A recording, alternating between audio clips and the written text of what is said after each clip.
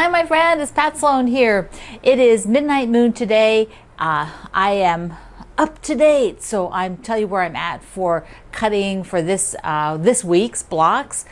A book nook, which happens to be, ta-da, my book, which will be coming out in a few months. So we're going to take a look through this. I'm going to take this wrapper off with you, and a few other things. Letters to Santa, like I was cross stitching that, so that it's a mystery. We'll show you that. So first, let me just I've got my blocks up on the wall for a beautiful morning. This is the name of the kit with my birdsong fabric. When Fat Quarter Shop does a kit from an existing pattern, when it's not, the pattern is not written for that fabric line, actually the pattern name is called Morning Glory at the Fat Quarter Shop, and they did that originally for one of my lines a few years back. And so for this line, when they did the kit, they called it Beautiful Morning, which I just love that name. I think it's so perfect. And there is mine ready for making a small, like children's size quilt out of this. So I'm very excited about that. And I'll be putting a border on when we work on it next. But I just had them up there because, you know, I wanted to see how it looked. I might get sewing them together, so I'll have it ready for when we come to that next week. Okay, let's do Midnight Moon. There are two blocks. Here's the pictures of them. There's the Friendship Star and the Memory block, which also looks like a star. So the Friendship Star block has a square and a square unit. And I wanted to remind you that if you have these great foundation papers, you know, you would sew it with the paper like you would paper piecing, and then you take the paper off. But you do need to, if you're going to use these, then you don't want to use the cutting directions in the book. You want to look on the inside here, and it gives you the cutting directions for making this. And you want to get the correct size. So let me explain to you how that works. In the book, it tells you that the finished size for the smallest block, the finished size of this unit is 2 inches. And so you can see this says 1.5 at the top, but down in the writing here, it says it is a 2-inch square unfinished. So that is what you're looking for. On each of these papers, this is the small one. It's the 2-inch unfinished, the 2.5-inch unfinished. You can see it down there.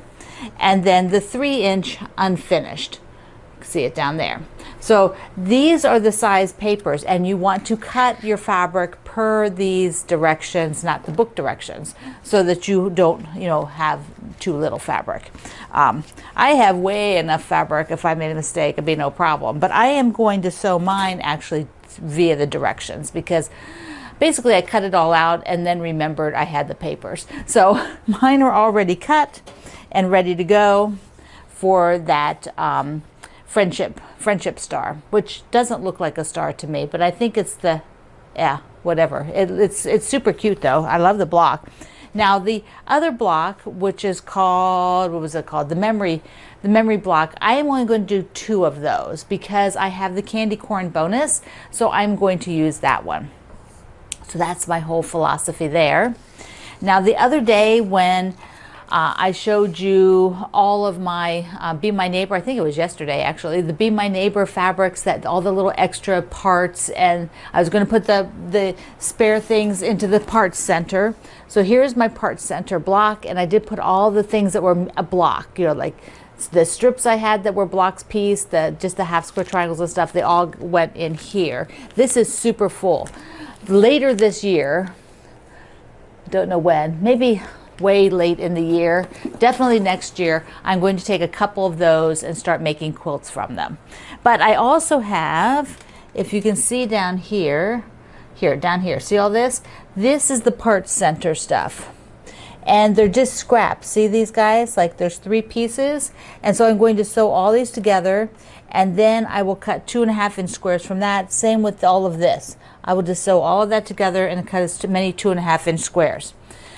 And then I ended up with one piece that is so cute because it has the little seam, and it actually was right out to the selvage here. So I didn't want to cut any of that off. So I am going to keep it. I mean, I don't even know, like I could just raw edge, just sew it down like something cute on I don't even know on what, but I think I'll have to put it back in my Christmas box. with the bigger piece. There's a bigger piece of this, and just take a Wonder Clip and stick it on there, and then find something adorable to do with that at one point. Of course, if I pull the original fabric out, there's probably a longer scene of that. I know that it's like a striped fabric where these sceneries, like there's different things on it.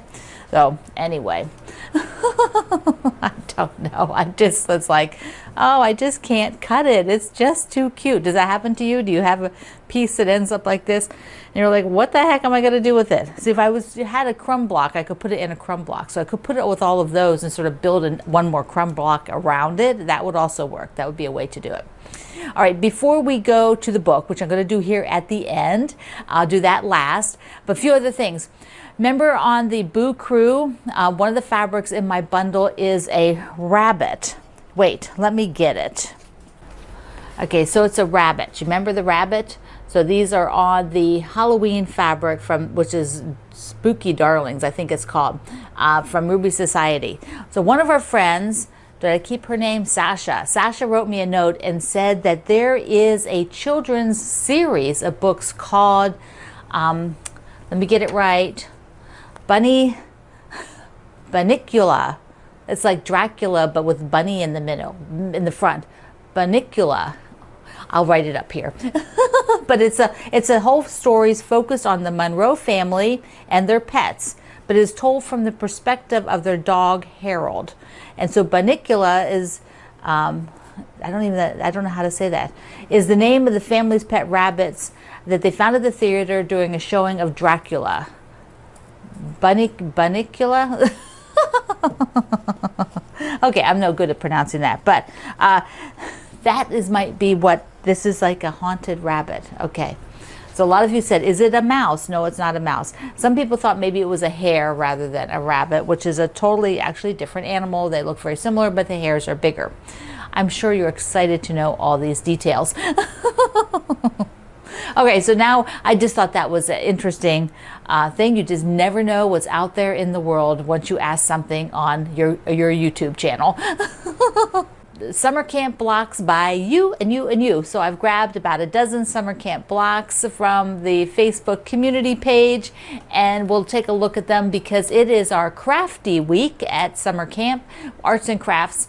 And remember, Kendall, our ambassador, is doing sewing the blocks on his YouTube channel. So you want to be sure to go over there. It's down in the description box below, over to his YouTube channel, and he shows you how he sews the blocks up close, how he's cutting them, the whole thing. So if you like to watch how blocks are made, he's doing a fantastic job.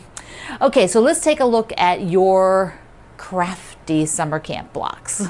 Our arts and crafts blocks kick off with Anne's, and look at these. She's got the teacups in the outside. I really love those teacups. Barb is turquoise and red, and I love the sort of center part here, how she did the color fabrics with that teal and black. It makes it a little bit different. Candies, oh, look at this. That black and white fabric is so fabulous. And then the red fabric actually has sewing images on it. Carol's is so darling with the cats. See those cats fussy cut in the center and around the edges. Dorothy's is fantastic. She did all different fabrics, so it's real scrappy for those of you who wondered how that would look. And she said that she took fabrics that meant things in nature that she would find like on her walk. So there's like green grass and you know, sunflowers, night sky. It's super cool. Eddie did one with the teal in the middle. I really like how that looks. And the green floral, that is a neat floral. Glenna is doing these beautiful gray with cream. It is so pretty. Janet comes in with llamas. Oh my goodness. Okay, Janet, I need the llama fabric. Where did you find llama fabric? That is so cute. So, so cute. Joyce's has, looks like sort of reproduction, or not reproduction, like, you know, more modern looking 30s fabric. I love the blue and the red with that. Judy's has some animals in there. There's parrots and tigers and lions. Oh my. So cool. It's really nice. Lynn's is really lush with that green fabric that has the berry and orange sort of flowers on it. Those are really cool.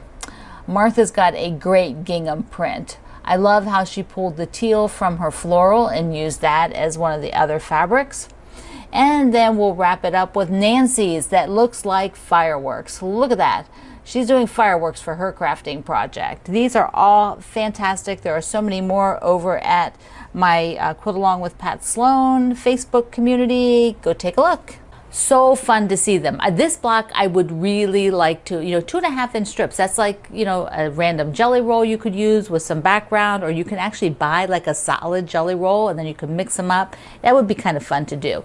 I think it's a neat block for sort of mixing it up and doing something a little bit different. Okay, I have an in the news, just 2 items for today. I think it was Bobby, one of our other ambassadors, who sent me the Great Wisconsin Quilt Show. So this is in her home state, and it's in September 8th to the 10th. So you might, if you're in that area, want to go visit. It's quite a big show. Okay, the Virginia Quilt Museum. I'm the unofficial ambassador for the Virginia Quilt Museum, and they have a virtual class that I think you might really, really enjoy. It is by Suzi Parron, who is an author that has written at least 2 books about the barn quilts. So the barn quilts that are on barns or on fences or on your houses, the whole history and of the barn quilts. She's done some research and then wrote a book telling the stories of the barn quilts. And so she is doing a virtual talk for the Virginia Quilt Museum. So you can get in on that talk. You can go order the class or the talk and then watch it virtually, which is fantastic. So you could be anywhere in the world and take part in this. So I have a link below for that, which gives you all the details of how to do that, how to go ahead and buy your class. Okay. Before we go to the other side of the table and look at the book, I have a mail call. This first one is a wonderful card from Nancy in Ohio. And what's cool is this card was produced to raise funds for Ukraine. So it was the photo is by Charla Kuko, and it is in Penfield, New York, is where this is, at the Wickham Farms in Penfield, New York. So isn't that beautiful? Sunflowers, one of my mega favorite flowers. And then this is from Suzanne in Florida. Look how beautiful. Look how beautiful this is. So she actually won my tabletopper book. She was one of the winners, but she's also a avid follower of our community. And she sent me a Florida Starbucks card. That's so awesome. I love it. See, it has the oranges. Whenever we go down there to visit, there's my brother lives in Florida, and on our way back we always would stop at this one little stand and get the coconut patties and oranges to bring back. So thank you so much. Mwah. I appreciate it from both of you. Okay, time to look at the book. So exciting.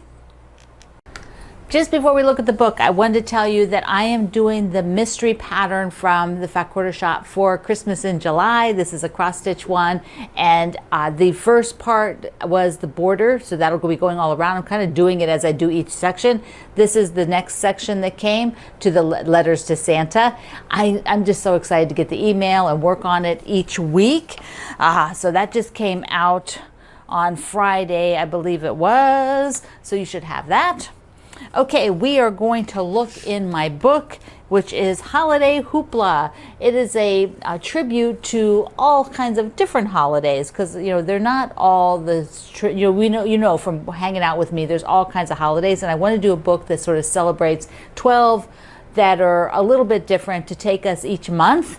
So let's take a look, and we'll flip through here and see all the fun projects. So it does go through the month, but not like the month as you sort of suspect it to be. So yeah, here's a little sneak peek of everything. I want to show you that they have a dedication to my friend Cindy here with me, who quilted so many of the quilts for my Martingale books.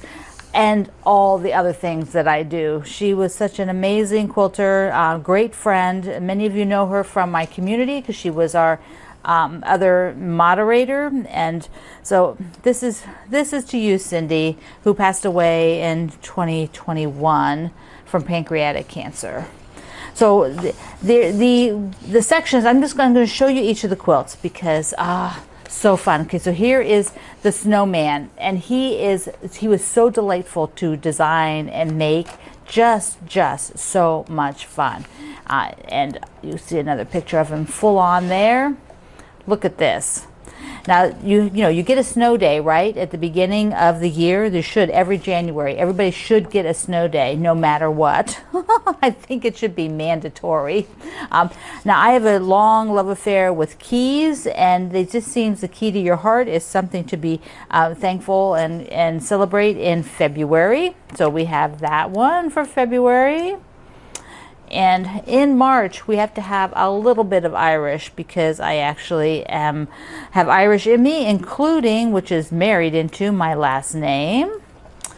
Now, there are all kinds of coffee days and drink days all through the year. So in April, that is what we'll celebrate.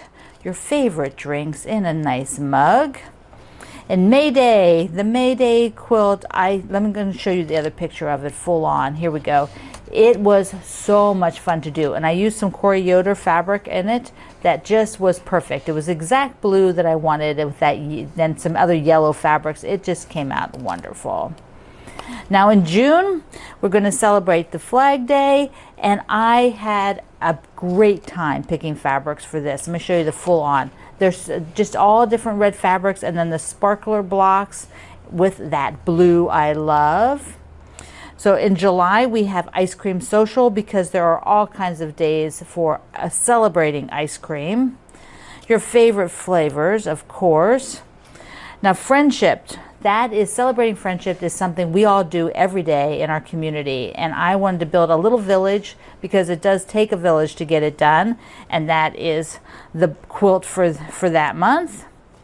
Then we have Love Your Library. Of course, I've wanted to do a bookcase quilt forever. So here it is. We are going to have so much fun making that together. So much fun. Then Pick a Pumpkin. I can't wait when the pumpkins come out and you can go. This is like the Great Pumpkin. He is a super big, chunky guy. Very fun. Got a couple more here. Here is our November Thankful with the beautiful trees. And they are just, I just love the tree blocks so much. And then we wrap up with a wreath. Tie a bow on top. We have a wreath for the end of the year. So here we go. That is it. I am so grateful for all of the team at Martingale. They are wonderful to work with and so incredibly professional, creative, and talented. So thank you everybody at Martingale for helping me make this book a success. And you can order this, you can pre-order it. It'll be out in a couple months. Pre-order it from Amazon. Ask your favorite quilt shops to have it. So I love you. Mwah. Thank you for being here in the Sloan Zone. I will see you online.